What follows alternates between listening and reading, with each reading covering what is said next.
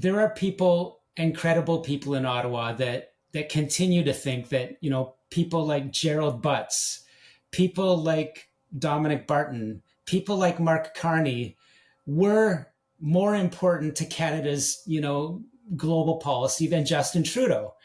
And I don't think they're wrong in that. I really don't. And so, we've talked before Mark Carney's election, I did a story drawing the concrete connections between Dominic Barton, Gerald Butts, Justin Trudeau, Mark Carney, Evan Solomon from Eurasia Group, another, little shop. And Evan Solomon, this was before he was elected and made Minister of Artificial Intelligence. So if you want to call it a cabal, sure. If you want to call it a network, if you want to call it the big brains in Ottawa that are directing Canada's, economy and policy for better and worse. And I say worse at this point.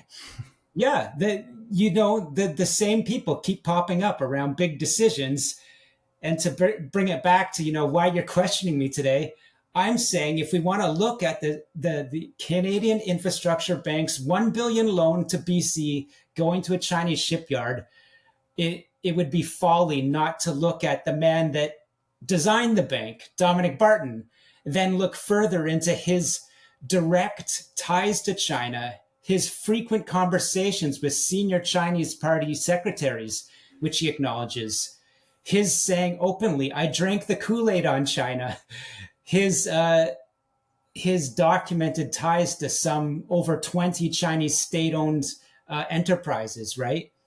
So when you see all that history and then you ask, how did this loan pop out of the infrastructure bank?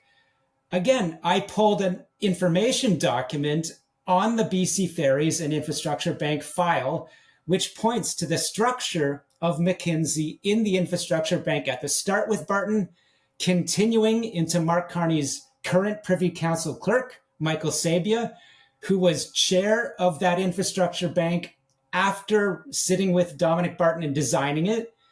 And to this day, people from McKinsey, who were the former, let's just say subordinates of Dominic Barton or part of McKinsey as a shop, are running the Infrastructure Bank.